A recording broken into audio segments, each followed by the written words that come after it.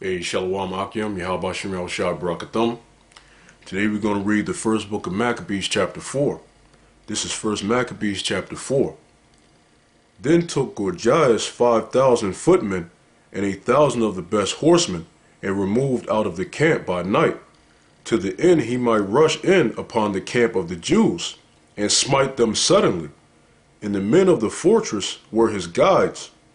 Now when Judas heard thereof, he himself removed, and the valiant men with him, that he might smite the king's army which was at Emmaus, while as yet the forces were dispersed from the camp.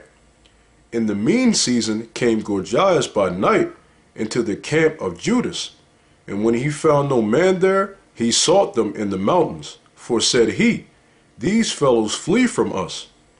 But as soon as it was day, Judas shewed himself in the plain with 3,000 men, who nevertheless had neither armor nor swords to their minds.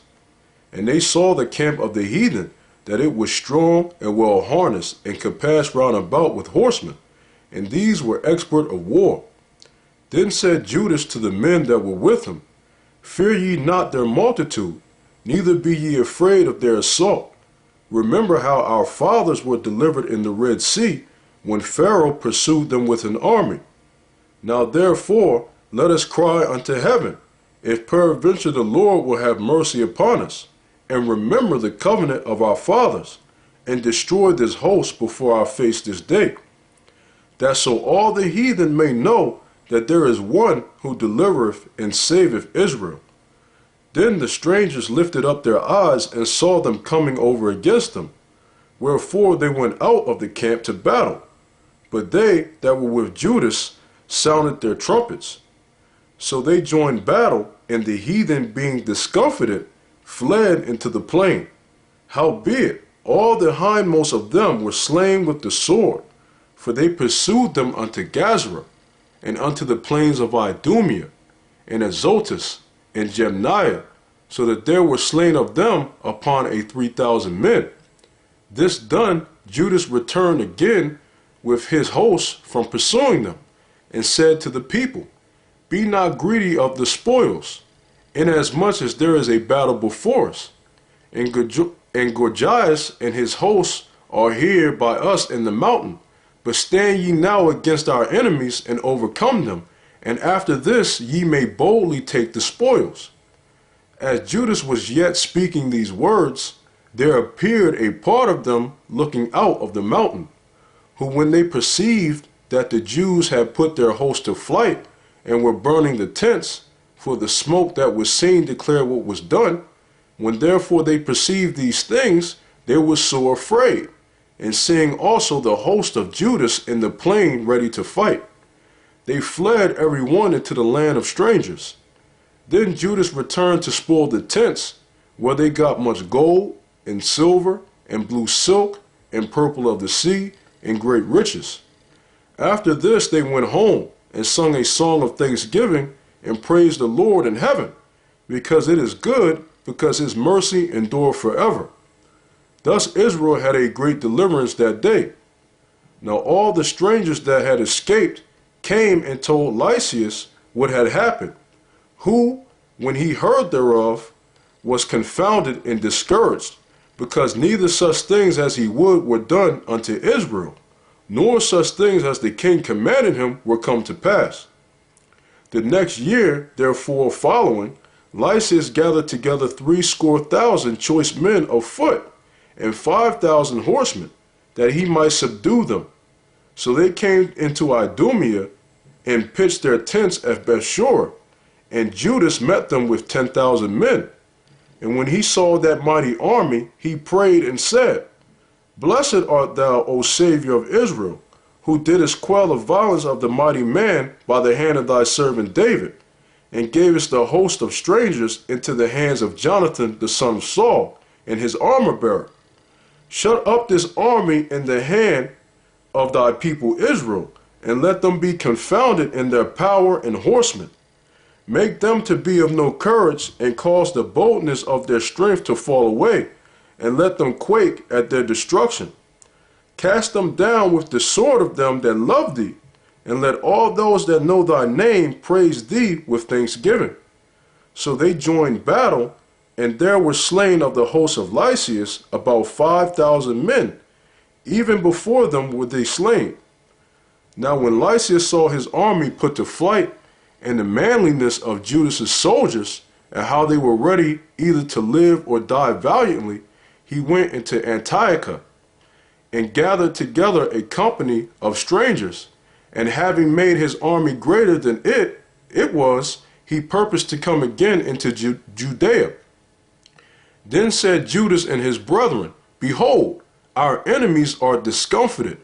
Let us go up to cleanse and dedicate the sanctuary.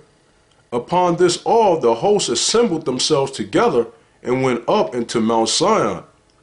And when they saw the sanctuary desolate, and the altar profane, and the gates burned up, and the shrubs growing in the courts as in a forest, or in one of the mountains, yea, and the priest's chambers pulled down, they rent their clothes, and made great lamentation, and cast ashes upon their heads, and fell down flat to the ground upon their faces, and blew an alarm with the trumpets, and cried toward heaven. Then Judas appointed certain men to fight against those that were in the fortress, until he had cleansed the sanctuary. So he chose priests of blameless conversation, such as had pleasure in the law, who cleansed the sanctuary, and bare out the defiled stones into an unclean place.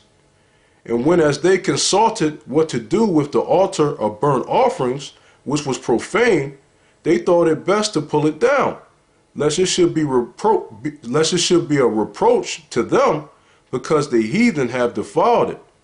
Wherefore they pulled it down, and laid up the stones in the mountain of the temple in a convenient place, until there should come a prophet to shew what should be done with them. Then they took whole stones according to the law, and built a new altar according to the former, and made up the sanctuary and the things that were within the temple, and hollowed the courts. They made also new holy vessels, and into the temple they brought the candlestick, and the altar of burnt offerings, and of incense, and the table. And upon the altar they burned incense, and the lamps that were upon the candlestick they lighted, that they might give light in the temple. Furthermore, they set the loaves upon the table, and spread out the veils, and finished all the works which they had begun to make. Now on the 25th day of the 9th month, which is called the month Caslu, in the 148th year, they rose up betimes in the morning, and offered sacrifice according to the law upon the new altar of burnt offerings which they had made. Look at what time and what day the heathen had profaned it. Even in that was it dedicated with songs and citherns and harps and cymbals. Then all the people fell upon their faces, worshiping and praising the Most High of heaven, who had given them good success. And so they kept the dedication of the altar 8 days, and offered burnt offerings with gladness, and sacrificed the sacrifice of deliverance and praise. They decked also the forefront of the temple with crowns of gold and with shields, and the gates and the chambers they renewed, and hanged doors upon them. Thus was there very great gladness among the people, for that the reproach of the heathen was put away. Moreover, Judas and his brethren with the whole congregation of Israel ordained that the days of the dedication of the altar should be kept in their season from year to year by the space of 8 days, from the 25th day of the month Caslu, with mirth and gladness. At that time also they builded up the Mount Sion with high walls and strong towers round about, lest the Gentiles should come and tread it down as they had done before. And they set there a garrison to keep it, and fortified Bethshur to preserve it, that the people might have a defense against Idumea. That's 1 Maccabees chapter 4. Yahweh Shem Yahushua Barakathum, and as always, double shalom.